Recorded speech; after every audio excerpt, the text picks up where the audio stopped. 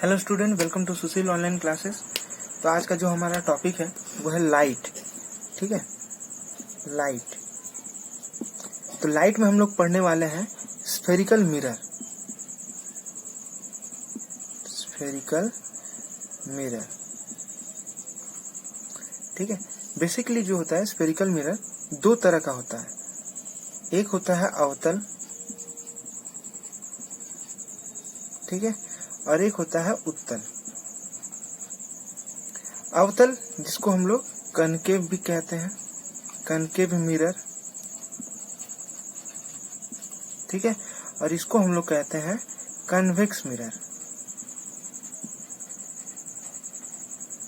ठीक है, अब हम लोग डिस्कस करेंगे कि ये जो है कनकेव मिरर और कन्वेक्स मिरर के बारे में। तो कनकेव मिरर हम लोग किसको कहते हैं? कनकेव मिरर उसको कहेंगे जिसका, मान लो, जिसका परावर्तक तल अंदर की तरफ दबा हुआ हो। मतलब जो रिफ्लेक्टिंग सरफेस जो है वो अंदर की तरफ हो। मान लो कि ये एक कनकेव मिरर है, इसको हम शेड कर देते हैं, और एक लाइट रे यहाँ आके टकरा रहा है। तो देखो, टकराने के बाद ये रिफ्लेक्ट करेगा। सॉरी, लाइन टेढ़ा हो गया। ये रिफ्लेक्ट करके इधर चला जाएगा। तो अगर मान लो ये जो रिफ्लेक्टिंग सरफेस देख रहे हो ना, मिरर का अंदर की तरफ है, ठीक है। तो अगर इस तरह का कोई मिरर हो तो उसको हम लोग कहते हैं कनकेव मिरर, मतलब अवतल दर्पण। तो अवतल दर्पण समझ सकते हो। अब हम लोग किसको कहते हैं? तो वह गोलाकार दर्पण है जिसमें प्रकाश का जो परावर्तन है वह बेंट सरफेस पे होता है, मतलब जो झुका हुआ है, ठीक है, अंदर की तरफ दबा हुआ है। अब देखो, उत्तल दर्पण किसको कहते हैं? उत्तल दर्पण जिसका परावर्तक तल बाहर की तरफ उभरा हुआ है। मान लो वो जो दर्पण होगा वो इस तरह से होगा, और इसका जो रिफ्लेक्टिंग सरफेस होगा ना वह उभरा हुआ होगा, मतलब ये पीठ पे होगा। देख रहे हो, अगर मान लो एक रे ऑफ लाइट यहाँ पे टकराएगा तो वो रिफ्लेक्ट करके इधर चला जाएगा, ठीक है। तो उत्तल दर्पण क्या है कि यह वह गोलाकार दर्पण है जिसमें प्रकाश का जो परावर्तन तल है उसका बल्गिंग आउट सरफेस पे है, मतलब वो उभरा हुआ रहता है। देख रहे हो, ये उभरा हुआ है, इस पे लाइट रे टकरा कर वापस मुड़ जाएगा। तो इसको कहा जाता है उत्तल दर्पण। अच्छा, ये दर्पण होता क्या है? अच्छा, तो दर्पण होता क्या है? दर्पण जो होता है ना वो एक गोलक का एक पार्ट होता है। मान लो कि ये गोलक है, और इसको अगर हम इस तरह से, इसका एक पार्ट अगर हम काट के अलग कर देते हैं तो वो कुछ इस तरह से दिखेगा। समझ रहे हो ना? अब इसी को अगर हम कंप्लीट करेंगे तो वो एक गोलक बन जाएगा। तो अब जो टर्म्स इसमें यूज होता है वो टर्म्स हम लोग इसी तरह से समझेंगे।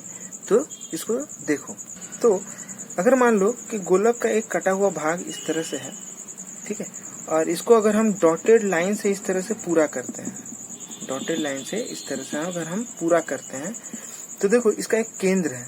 ये तो एक गोलक है ना, गोलक का एक केंद्र होता है। और अगर ये दर्पण है, दर्पण का भी एक केंद्र जो होता है, जिसको हम लोग, ये गोलाकार दर्पण का जो केंद्र है इसको हम लोग कहते हैं ध्रुव, मतलब पोल, ठीक है, जिसको हम लोग P से डिनोट करते हैं, ठीक है। और असल में ये थोड़ा अजीब लग रहा है, इसको हम जरा ठीक कर लेते हैं इस तरह से, ठीक है।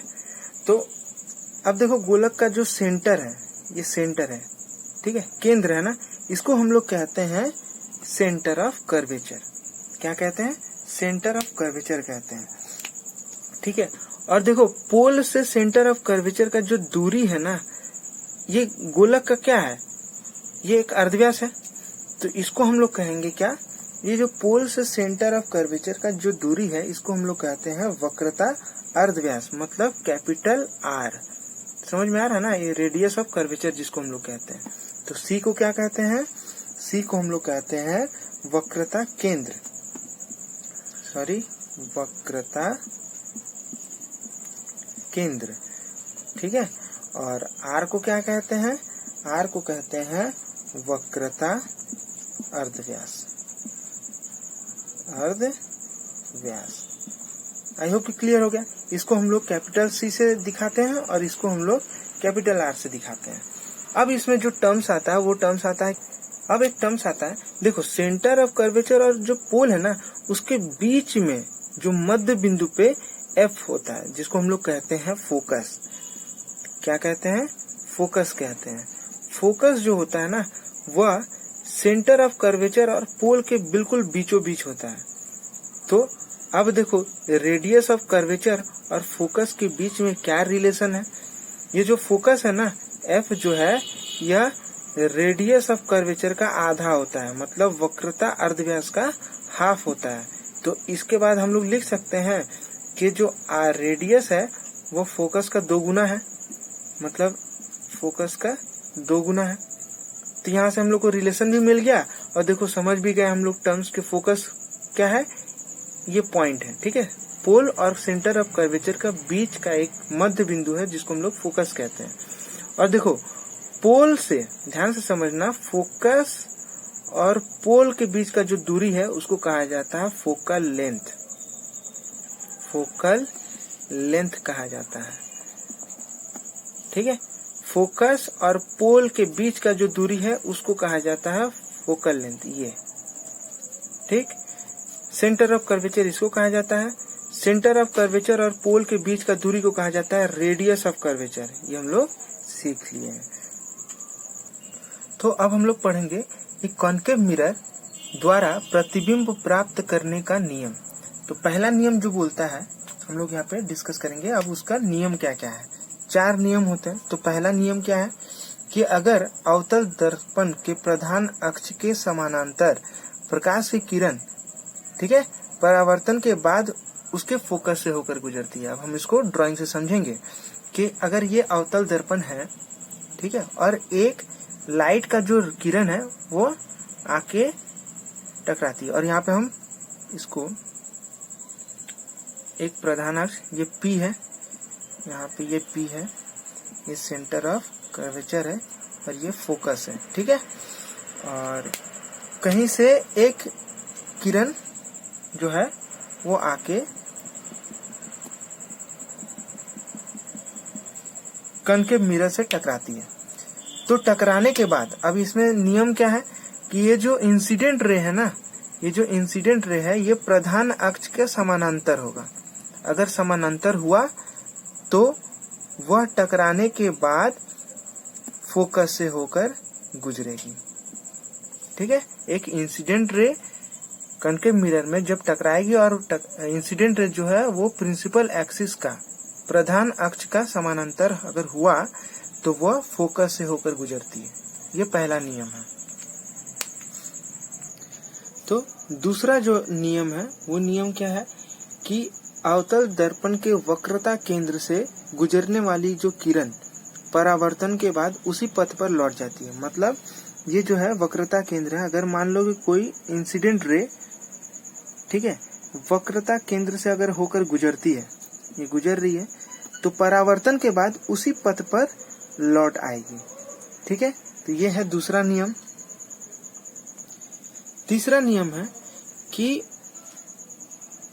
अवतल दर्पण के फोकस से गुजरने वाली प्रकाश की किरण, अगर मान लो कि कोई प्रकाश का किरण है और वह अब डायरेक्ट फोकस से होकर गुजर रही है, ठीक है, इसको हमको ब्लू लाइन से दिखाना है कि फोकस से होकर अगर गुजरती है तो वह परावर्तन के बाद जो प्रधान अक्ष है ना, तो ये फोकस से होकर गुजरी और जो परावर्तन होगा, मतलब जब रिफ्लेक्ट करेगा तो यह प्रधान अक्ष के समानांतर होगा, ठीक है। तो ये तीसरा जो नियम है हम लोग का यही है कि कोई अगर किरण, ठीक है, अवतल दर्पण के फोकस से गुजरने वाली प्रकाश की किरण परावर्तन के बाद प्रधान अक्ष, ये जो प्रधान अक्ष है, ठीक है, इसके समानांतर हो जाती है।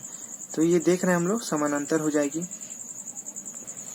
और चौथा नियम जो है हम लोगों का वो कहता है कि प्रकाश की किरण जो अवतल दर्पण के ध्रुव पर आपतित होती है, ठीक है, अगर ये प्रकाश की जो किरण है ये अवतल दर्पण के ध्रुव पर, ये ध्रुव पर आपतित होती है, तो परावर्तन के बाद प्रधान अक्ष से, मतलब ये जो प्रधान अक्ष है ये अक्ष से उतने ही डिग्री पर कोण बनाते हुए लौट जाएगी। मतलब एंगल ऑफ इंसिडेंट, यहाँ पे एंगल ऑफ इंसिडेंट और एंगल ऑफ रिफ्लेक्शन जो है वो बिल्कुल समान हो जाएगा।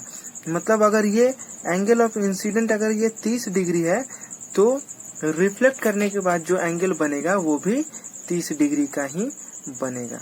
तो ये जो है ये चौथा नियम है। अब इसी नियम को पालन करते हुए हम लोगों को जो है रे डायग्राम बनाना है, ठीक है, दोनों मिरर का। तो हम लोग नेक्स्ट वीडियो में इसको स्टार्ट करेंगे।